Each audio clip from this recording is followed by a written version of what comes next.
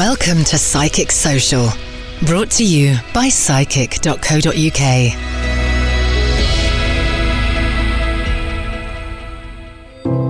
On this episode of Psychic Social. And eventually she actually pulled the carpet back and there was a door there that went down the stairs. And as I got down the stairs, I just felt this fear coming from like a children's energy and things. Welcome to Psychic Social with me, Oliver Duke, the podcast that explores all things from the psychic and spiritual perspectives, including interviews with famous psychic practitioners, discussions about the afterlife, the paranormal, and much more. So relax and enjoy the show. Today's guest is rated one of the UK's top psychic mediums and enjoys international recognition with his work. He can connect with people's loved ones that are no longer with them and gives guidance and clarity in his readings in passing on messages of love from the spirit world that proves that life really does go on after our physical lives end here on Earth. He's also well known for his ghost hunting and work with the paranormal. With his direct link to spirit and outrageous personality that will have you crying one minute and laughing the next, we're really excited to get to know more about this person. So we'd like to give a very warm welcome to the show, the one and only John Spratt. John, thanks for joining us on Psychic Social. How are you doing today? I'm absolutely fantastic. It's a pleasure to be here. How's yourself? I'm very well, thank you for asking, and it's an absolute pleasure to have you on the show on Psychic Social today. What have you been up to today in these obviously current uncertain times with the lockdown that's still going on? Do you know something? It's actually a bit crazy because obviously we're having kids. So I've got two young boys. I've got a 6-year-old and a 3-year-old. And my entire day is at the moment spent trying to get a 6-year-old to do homework that his teacher keeps sending him. I am no homeschool teacher and it is not working very well.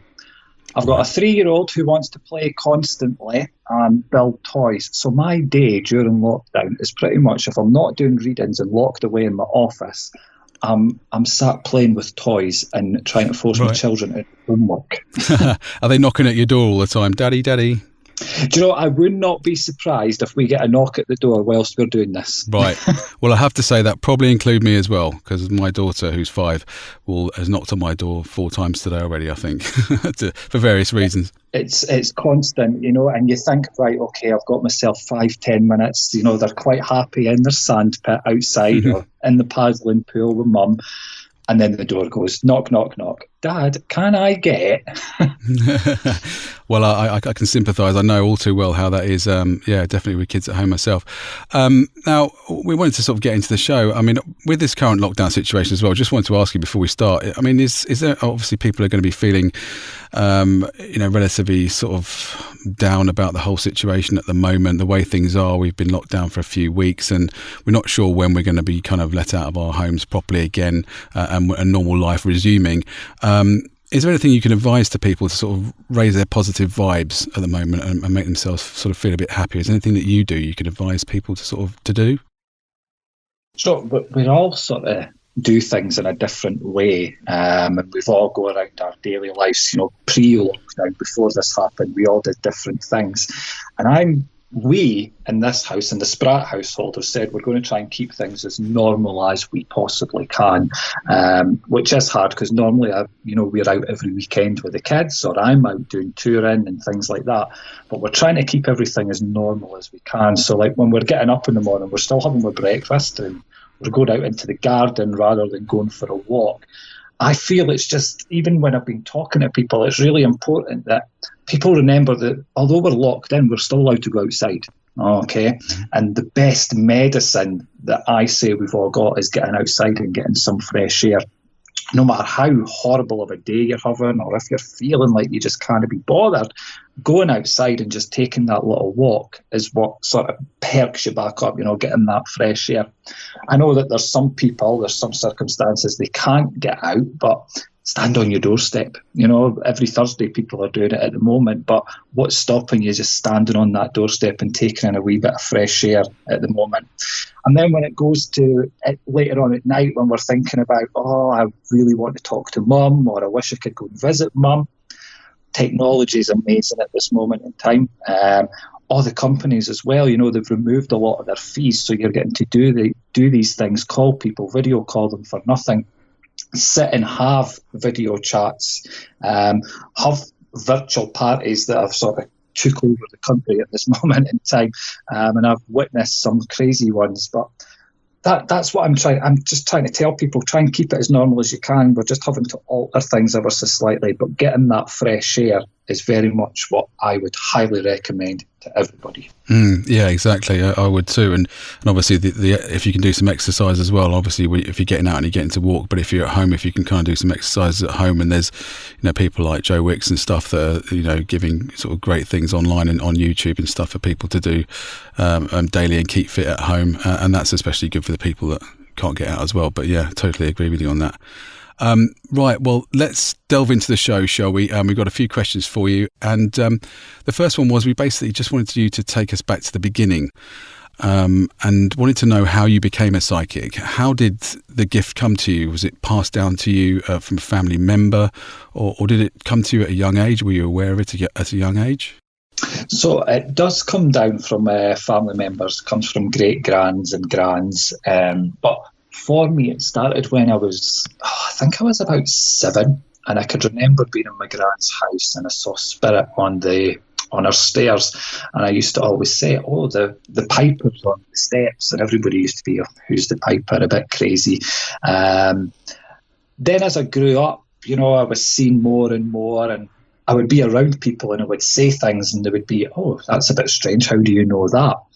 And then as I got into school and things, it sort of, disappeared. And I always say everybody goes through that. We've all got the connection to spirit. And once we sort of go to school and we start getting, material things coming in and our minds start to wander, we lose that connection to the spirit world.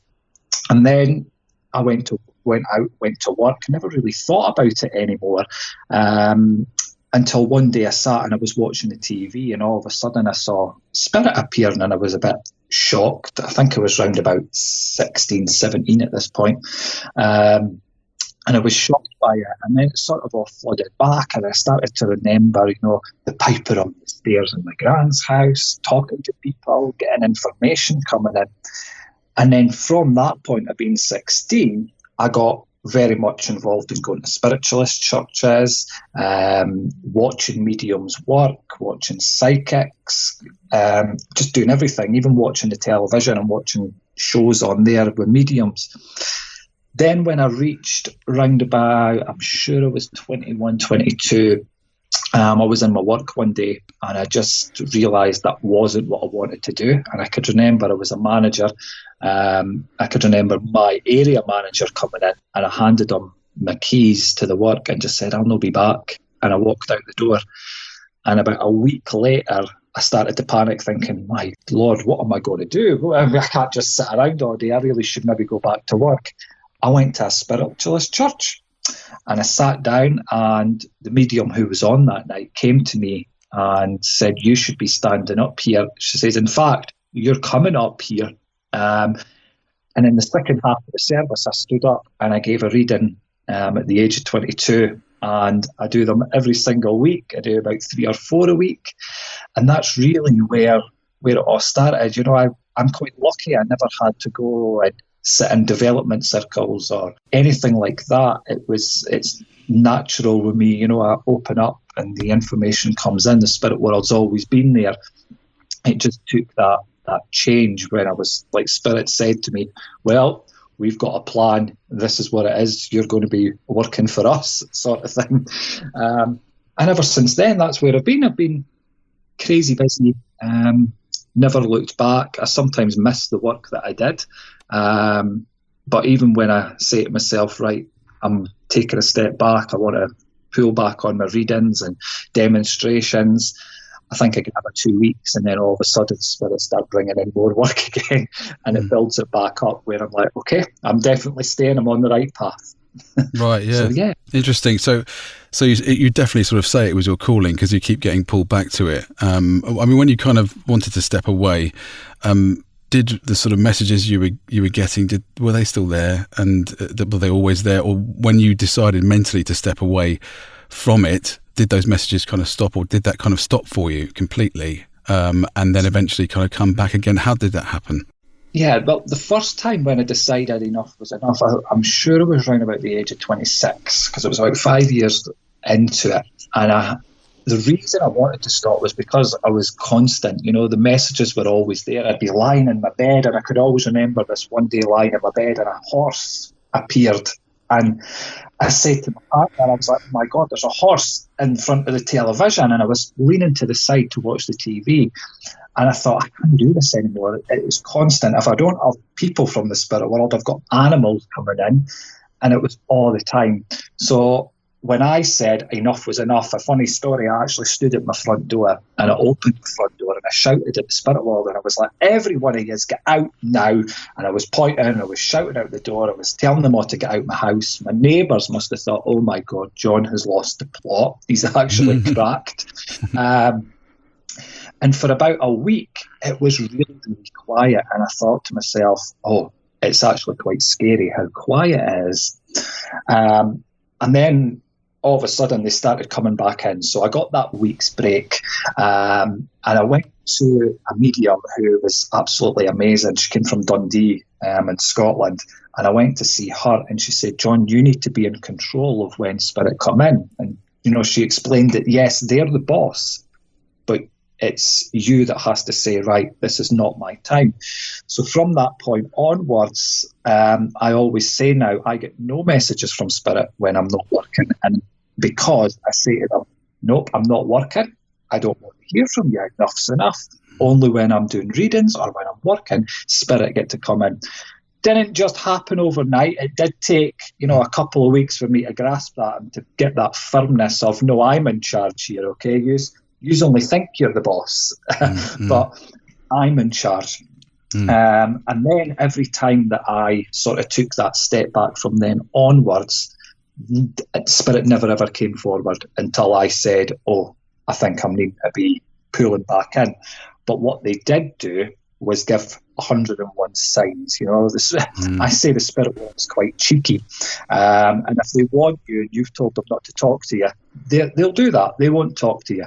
They'll instead throw pictures at you 24 hours a day. They're like a 5-year-old child. If I decide I'm not going to speak to my 5-year-old, he'll do something that'll get my attention. And the spirit world's just like that, or they are with me. They will try and get my attention, and that's how they pulled me back in all those times. So they would give me that nice week of quiet, and then there would be, no, enough's enough, John. It's time to pull you back on track again.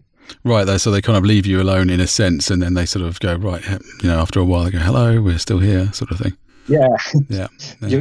Your week's holiday, it's time to come back to us, John. Yeah, come on, off you go. Right, okay. That's interesting. Now, are there any kind of really sort of funny stories that you can think of from any of your readings that you've done over the years, or anything kind of funny? We know you kind of do a lot of Facebook Live stuff. Is there anything really funny that happened on one of those sessions maybe at all you can share with the listeners? I can definitely share a couple of funny stories. Okay. I never remember all my readings, and I'm sure other mediums, other psychics will tell you the same thing. We never hold on to them, but there's things from readings that sometimes stick in our minds. And I could always remember doing a demonstration in a church, and I was given a reading to this woman who her mum had come forward, and she was really upset, and the lady I was giving the reading to was upset as well. She was crying and things. And all of a sudden, I felt this change in energy coming in. And then I said to the lady, oh, is your dad in the spirit world as well, sweetheart? And she was like, yeah. I was like, he's got a lovely energy to him. It's very upbeat. He's really, really funny. I says, but he wants to acknowledge a celebration round about now. There must be a birthday, because he's having an alcoholic drink, and I was able to taste whiskey from him. And she was like, yeah, it's my birthday. It's my birthday today. I was like, fabulous. And as I went down to pick up my water, I looked inside it, and there was what looked like an eye inside my cup of water. And I actually threw it down, and because it was a bit freaky, I thought, oh, that's a bit much. Mm-hmm. And I said to the woman, oh, I've just picked up my water there, and I could see a glass eye. There's an eye sitting in my glass of water that I've just threw on. And she was like, yeah, my dad had a glass eye, and he used to put it in people's drinks. Wow, amazing. I was like, oh my God. I mean, we did then have to get a mop and clean the floor and things. But to me, that was amazing. But it was really funny as well, because it was his sense of humour that came through. You know, it wasn't just the glass eye. It was his sense of humour. This is what he did when he was here. Yeah. That reading just always sticks in my mind. You know, I use it quite a lot when people ask me what funny readings I've done, because it's the one that just makes me giggle all the time. That one, and the one where I did a demonstration, actually. It was a show I was doing, one of my tour dates. And the night before, I decided to have a bottle of wine, which I never normally do. I normally say no alcohol before I do a demonstration. But this one occasion, it was a friend's birthday, and, you know, one thing turned to another, and it was just meant to be one glass. It turned into one bottle, which turned into a few other, as I'm sure some of us will know. Been there before, yep. Before you know it, you know, you're in your bed. You can't quite remember how you got to your bed, but you're in it. And I woke up in the morning and I thought, I really shouldn't have did that. I've got a demonstration tonight. And I felt fine. I didn't have a hangover or anything like that. But I got to the demonstration and I just felt, normally I get this buzz. So I'm not getting any messages from spirit, but I get like a vibration through my body a good sort of 3-4 hours before a show. And that to me is always the energy starting to build up. That's spirit letting me know that they're there, they're ready for me, without connecting with me and giving me any information. Mm-hmm. And on this particular day, I had nothing, and I started to panic. And I got up and I did my normal talk that I do before I do a demonstration. It's how I open up. And one of the lines is, you know, until my guide comes forward, I can't give any readings. I've got to wait on him. So once he comes in, he'll show me lights above people's heads, and that's who I know I'm connecting with. And then all of a sudden, the hangover just appeared as I'm doing this talk, and I was like, oh, what a time to get a hangover when I'm on stage in front of 200 people. And then I decided, right, I've no link, I'm going to have to keep the conversation going. So I started to tell my audience, you know, I did a naughty thing yesterday, and I ended up having a few celebratory drinks with a friend. And as I'm doing that, I sense my guide coming in, and he's saying to me, now, John, you're going to have to admit what you've done wrong here, because you're always telling me what to do. It's time for me to tell you what to do. And he's wafting food and bacon and everything in front of me just to make me feel really, really sick.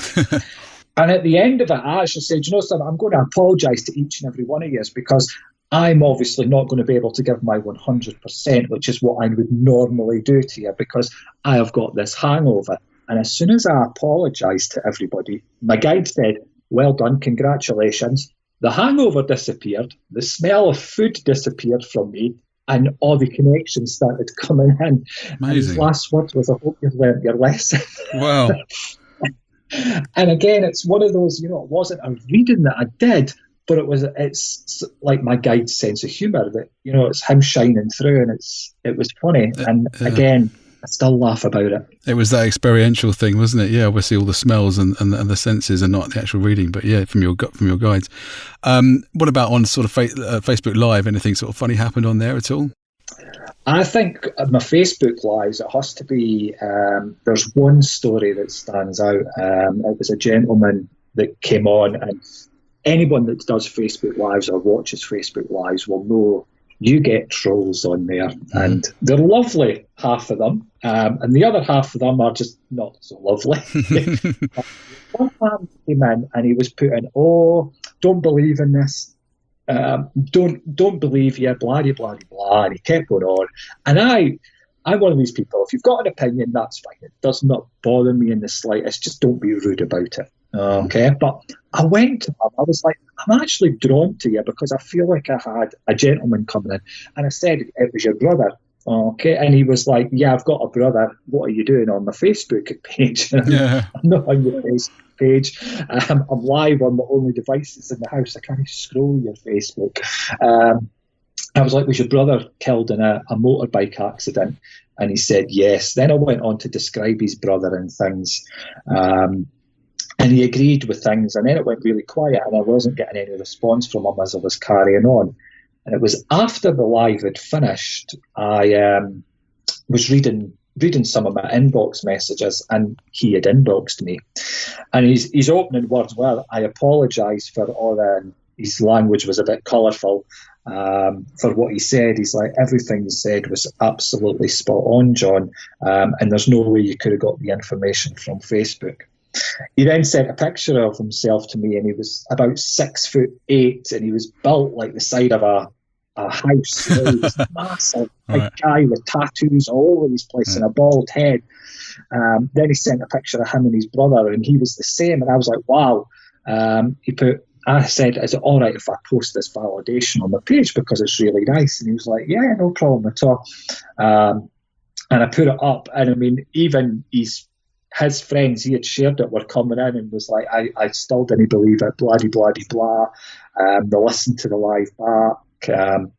And now the guy that I gave the reading to, he's actually a close friend. He phones quite a lot, you know, just for a chat, not for readings. But that one always stands out. Not a funny one, but one that just stands out as, oh my God, you know, you laid your mark there, John. You never let somebody that was being negative over sort of turn your event that you were doing. Yeah, that's a really nice story, and you kind of you changed his views and turned him round, didn't you? And just by what you do, your gift.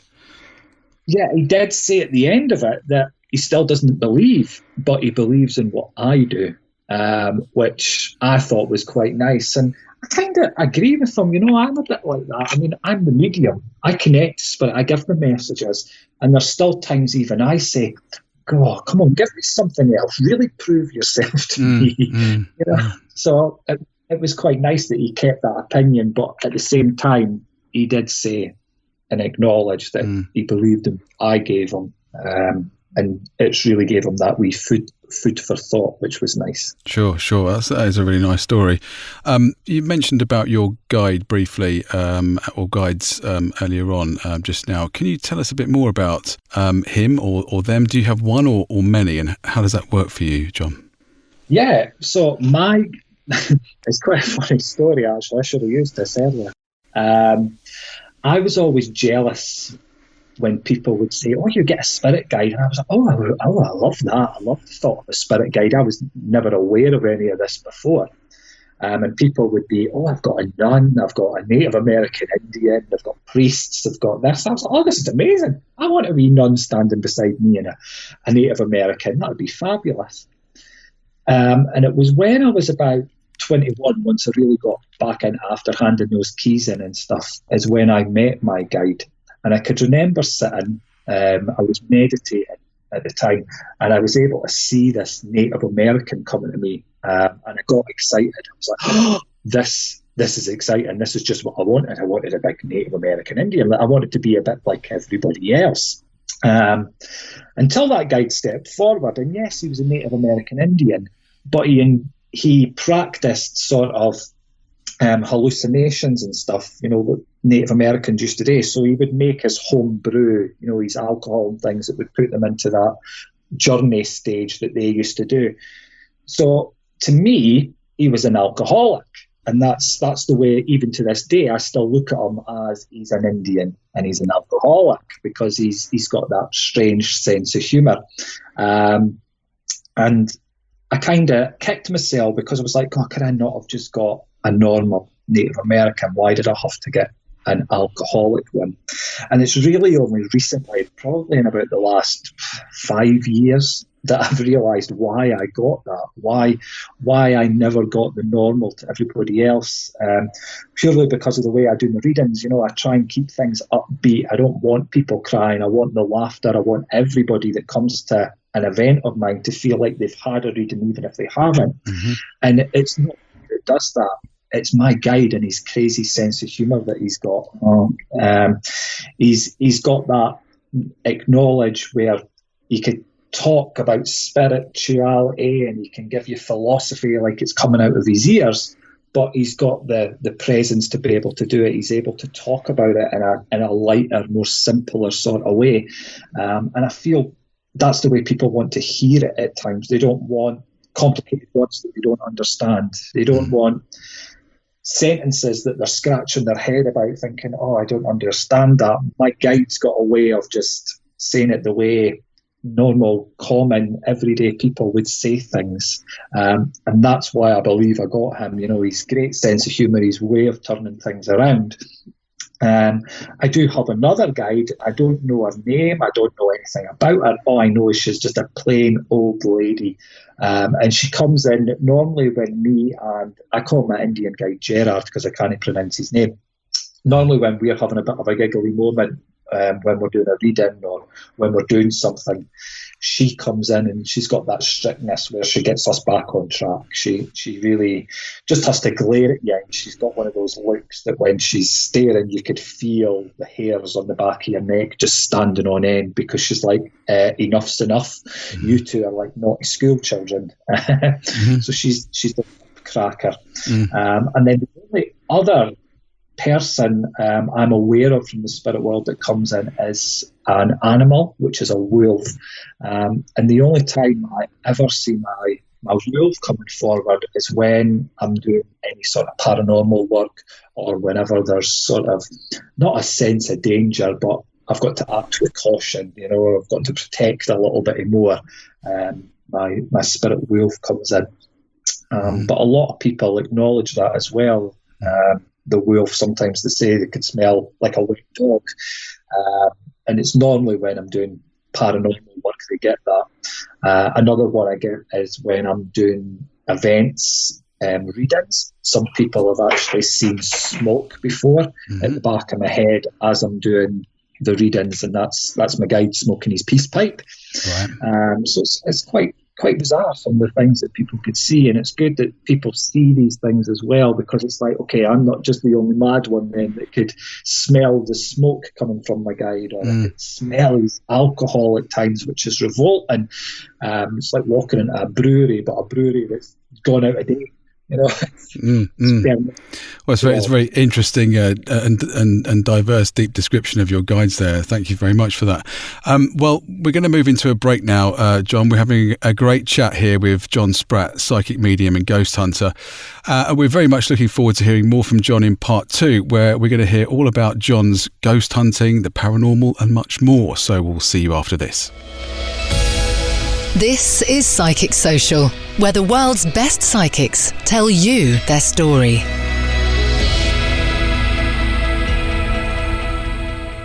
Hi, hope you're enjoying the show today. Now, we have a brand new horoscope email you can subscribe to at psychic.co.uk. All you have to do is wait for the pop-up to show on the website and then enter your email and star sign, and every Sunday night we'll email you a free horoscope for the week ahead. Now, you can dive in one step further if you wish and take a look at our Horoscope Plus memberships. This is your weekly horoscope plus a lot more.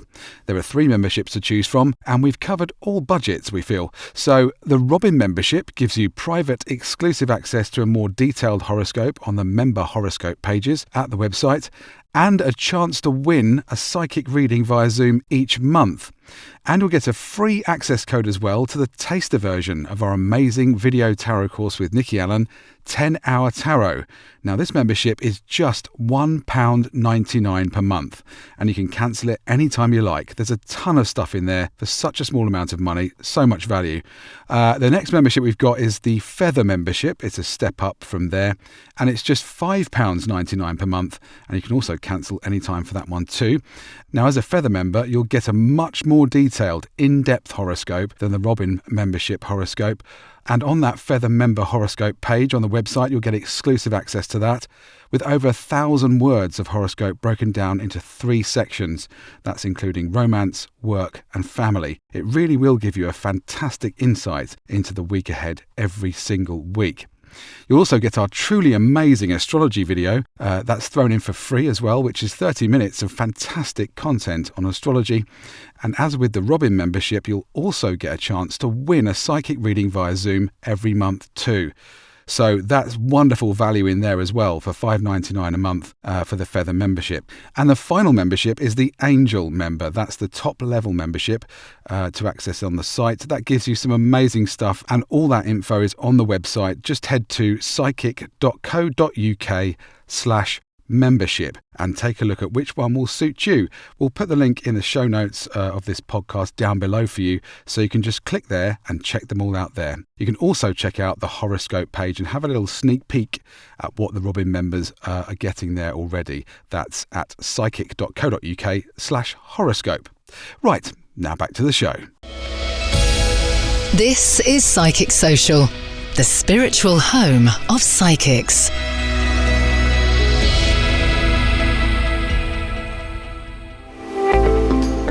Welcome back to part 2 of Psychic Social and our chat with psychic medium and ghost hunter John Spratt.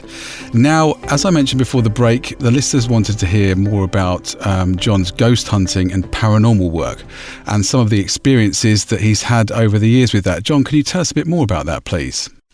Yeah. So it started as a little, I want to say a little project, really.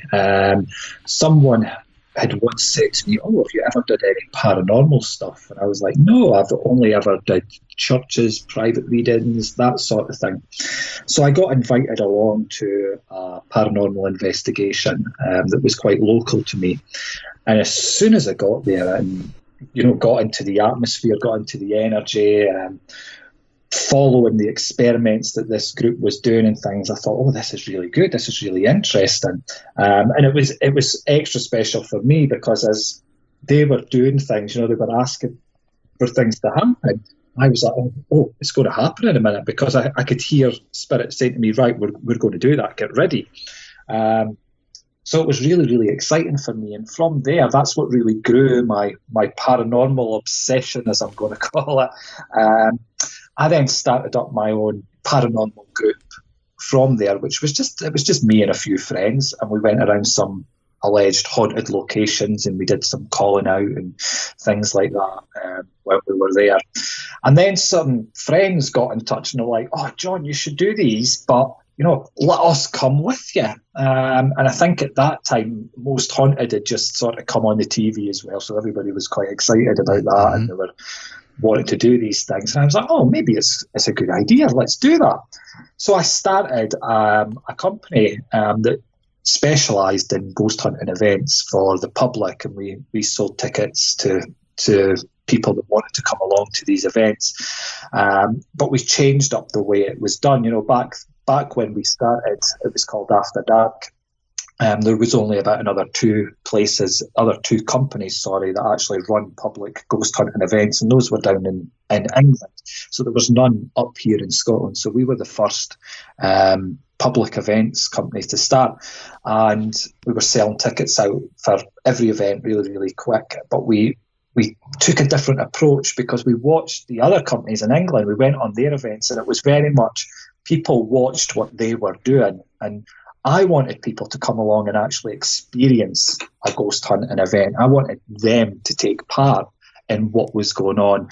So that's the way we pushed it and how we got people coming along to our events. And it was very much hands-on. If we were doing a seance, it was the people that bought tickets that were taking part in that seance, and it was being led by myself.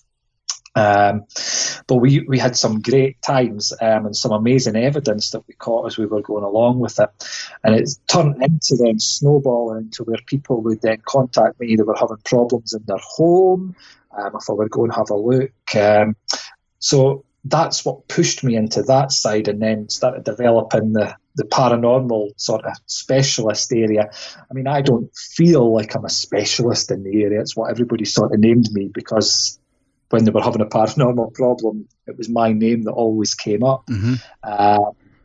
I do sort of go along and I do what I can when these things are happening. But the last couple of years, I haven't done as much paranormal. We were due to be doing a lot more of it this year, but the current state at the moment, we're all locked in our houses, and well, there's not much spirit in my house, and I can't bring everyone along to do an investigation. Yeah, sure. But you've, but in the past, you've kind of done sort of paranormal clearings and things like that, and paranormal clearings from actual human individuals as well. Yes, I've done many people's houses, clearings of their houses. Mostly a lot of portals is what I call them, is what I've been called along to. So I've had to go and like close up portals. I've had to move on. Right. Okay. That's what I moving on spirit a few times. And I've also had to explain to people that it's just their mum being around them and trying to get their attention at times as well. I see. Right. Okay. That's really good information. I mean, can you kind of tell us? I think lots of people will want to know where was the most haunted place you've ever investigated. So I have been pretty much to, I would say, half of the locations in the UK that are seemingly haunted. The big ones that we all know about, the 30 East Drives, the Mary Queen's Close, vaults, all those. I've been at hundreds of them and I've investigated them loads and loads of times. The scariest place I have ever been was actually a house clearing that I did for someone. Where I was walking around their house, and they were saying to me that there was just a heaviness in their home that just always felt heavy. And as soon as I got to the front door, I felt my wolf coming in before it even stepped over their threshold. And I was like, oh, we're in trouble here. And I walked in and I felt the heaviness. And I did a full walk around their house. I didn't want to know anything that was happening or what had been going on. I walked around their house and I was picking bits up. And as I got to their living room, I said, I need to go further down. There must be a way to get under. There's more rooms under here.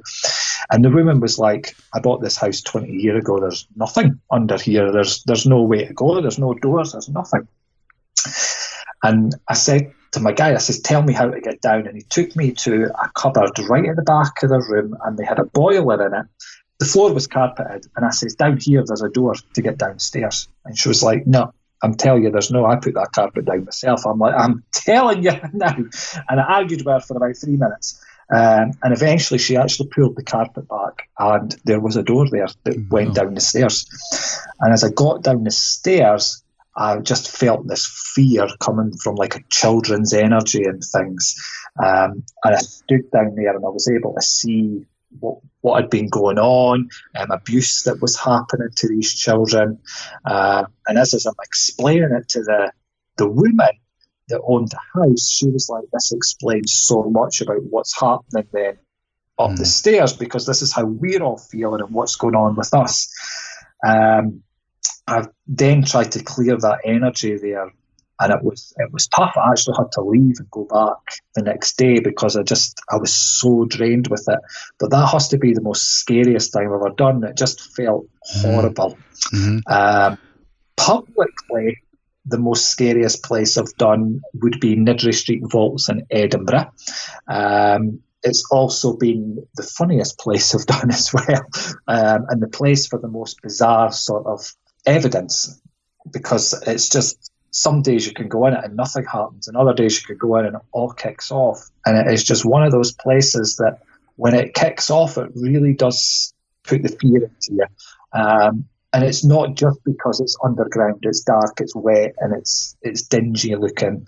It really has got that presence of, when someone says, oh, is that a shadow up the top?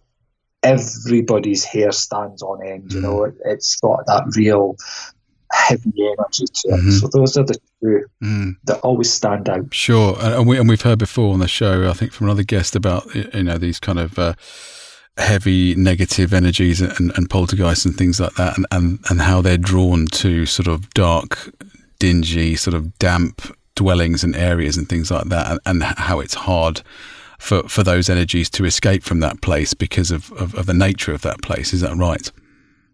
Yeah. I always say,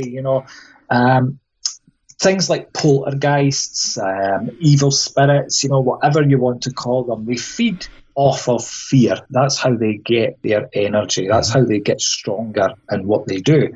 So if you've got the option of standing in the garden in the sunshine or standing underground in a wet, dark, dingy area, you're going to want to go in the garden because the dark, dingy underground area is a bit scary. You're going to give off that frightened energy, and that's what those dark energies feed on. They feed off that energy you're giving up. If you're standing out in the garden, you're giving off a different energy. You're giving off that positive side. You're relaxed, you're calm. The energy's flowing slower than what it would be if you've got that fear there. So that's how those negative energies linger in those darker places, because they could feed faster off of what's getting given to them. If that makes sense. Sure, no, it does. It does make sense. Well, that's great information about all that paranormal stuff. Well, I think we're going to leave that there for now, fascinating as it is. We just wanted to move on and ask you a bit more about your Reiki. We see you do that on your website. You offer that service, and you're also able to do Reiki on animals, which is pretty amazing. I mean, how does that all work for you? Actually, me and my wife, I've always did spiritual healing, when I was doing my spiritual healing, people used to say, "Oh, you're doing Reiki as well." I never knew you were a Reiki master, Joy. And I'm like, I'm not a Reiki master. I don't know why I'm doing Reiki. I don't even know what Reiki was at the time. So I decided to do my Reiki 1, 2, 3 and master, and I did that. And I thought it was absolutely amazing, and the help that you were able to give people. But then I got a lot of people saying, "Oh, are you able to do that on my animal?" So I did a little research, and I found a course that was Reiki, but it was for animals. So I went on that and spent, I think it was 7 days I was away for doing the course, and you had to do Reiki on all these different animals, which was really bizarre. But it was great. I enjoyed it because I also connect with animals anyway. So when I'm doing my readings for people, if their dogs or their birds or anything come forward from spirit, I connect with them as well. I'm also able to connect with animals that are still here. So, if someone's got trouble with a dog and it's maybe acting weird, I could go in and sort of get the energy from the dog and see why it's acting weird. And the reason for getting the Reiki involved was it sort of strengthened that connection. So I'm now, when I go to someone, like just about 2 months ago, actually, I went to a lady who had a cat, and she says, "No, my cat's not going to sit still for you. It's going to go crazy." And I was like, "Oh, don't worry about that. Don't worry." So I went and I sat with the cat, played with its toys and things. And then I got it to come over, and I picked it up and I started doing Reiki on the cat. And as I was doing the Reiki, I was obviously able to connect, but the woman was amazed. She's like, "I don't know how you've managed to get the cat relaxed." And I'm like, that's the Reiki side. Before Reiki, that cat, I would have just had to leave. There was no way I would be able to get it calm. So that's what pushed me into doing the Reiki more into the animal side, because it helps with the calming them down for getting in and connecting with their energies. That's great. Really, really interesting to hear that. Now we wanted to move on a little bit and ask about your thoughts about the afterlife, sort of through your mediumship experiences so far over the years. And through that, what do you think happens when we leave this earth? What's your opinion on that? I'm a big believer, and from what I've seen and from what Spirit tell me, that it is different. It's no different in the sense of what we see now. So we move into what I call another dimension. So as I'm sitting here in my chair, if I had passed, I would still be able to sit in this chair and see what I could see. Okay. Just other people, the physical body, wouldn't be able to see what was going on there. So to me, heaven, or whatever you want to call it, is where we are now. It is just in another dimension. It works on a different frequency. Mediums can connect into it, but in our everyday lives, we can't see that other frequency here. I'm a great believer that we've got lessons to do when we're here, and once we've did and we've achieved those lessons, we go back to our dimension, the spirit world, whatever it is people want to call it, where we then get to progress and move forward on that side for what we're wanting to do. The only difference is we've got no physical body when we're over there. So people are always saying to me, "Right, John, so if the spirit world's just the same as this world, it's not really much to look forward to, is it?" And I say, "But why?" And they'll say, "Well, I'll still have this body. I'll still need to go to the shops and buy bread. I'll still need to do this." No, you don't, because those are all physical things. Those are, things that are put in front of us. We won't have a physical body when we move over. We are then an energy. You won't have aches and pains. You won't have to buy a loaf of bread from the shop, so you'll have no need to go to the shop, because your body is a physical thing. You don't have a body when you go to the spirit world, so you don't have to buy the food to go there. And when you start breaking it down like that, it then starts to make a bit more sense. I know other mediums and other psychics and things have a different opinion and say that, yes, we go to a different planet and things. I believe we probably can't do that. But for me, I keep it nice and simple, and I keep it simple for everybody else. It is just this only to the side of us, if that makes sense. Okay, well, that's great to hear your take on it, John. Thank you. Now, we're coming towards the end of the show now, and the last couple of questions we've got for you are going to be moving slightly away from the psychic world. We just wanted the listeners to get to know a bit more about you in terms of what you like to read and what you like to watch on TV. Can you tell us what was the last book you read or box set you watched on Netflix or any of the other streaming platforms? So the last book, I've got to admit, I haven't read a book in a long time. The last book I read was the Mr. Men book to my 5-year-old. Right, okay. Which one was it? I think it was Mr. Tickles, to be honest. Good one, that is. I've read that one. Yeah, it's great. We got the whole set of Mr. and Mrs. All 48 or 59 books. It was his birthday just the other week there. Oh, so great. He's loving that. Great. But the last book set I actually watched a program which I've just finished on Netflix, and it was called Salem, and it was all about the Salem witches, and that was quite interesting. The only thing is, it was one of those that when you watched one, you had to watch the second one, and before you know it, you watched the whole box set, and it was like 6 o'clock in the morning. You know? Oh God, right, okay, yeah, you're hooked. It's really, really gripping, but it was a good story that went along with it. Apart from that, I'm quite lucky if I get to watch the TV in the house, because the wife is like always in charge of the TV remote. Right, okay. It sounds like that in my house. It's very similar. The wife either has the remote or my daughter has it, and there is various sort of CBeebies or, Sylvanian families or something like that going on. I don't really get to get a look in. Fireman Sam, that's or it. EastEnders. Yeah, that's it.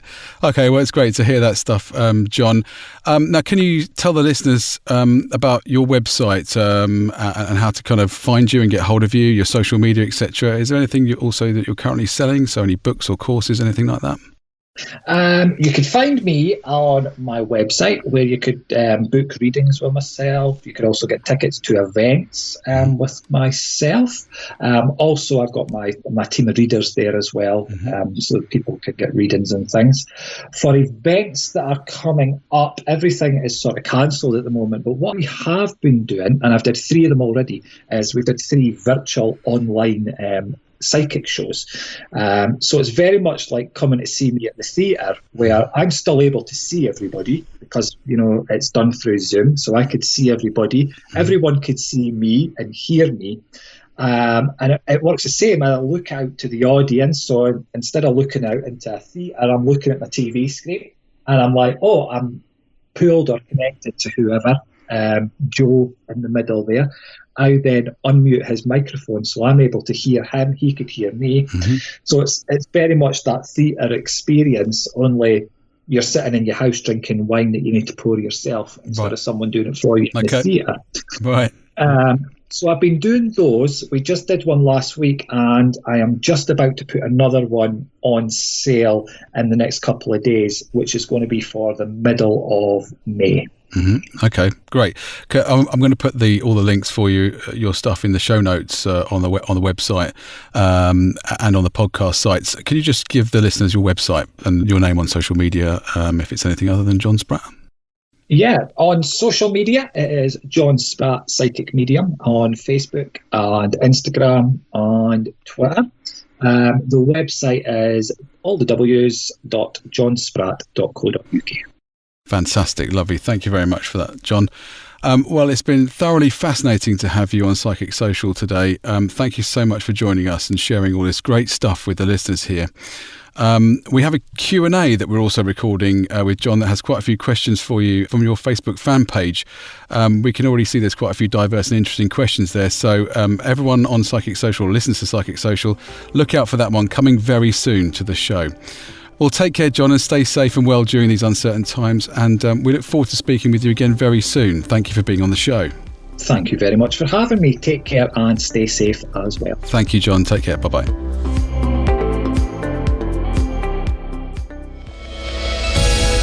Thanks for joining us on Psychic Social from psychic.co.uk, the spiritual home of psychics.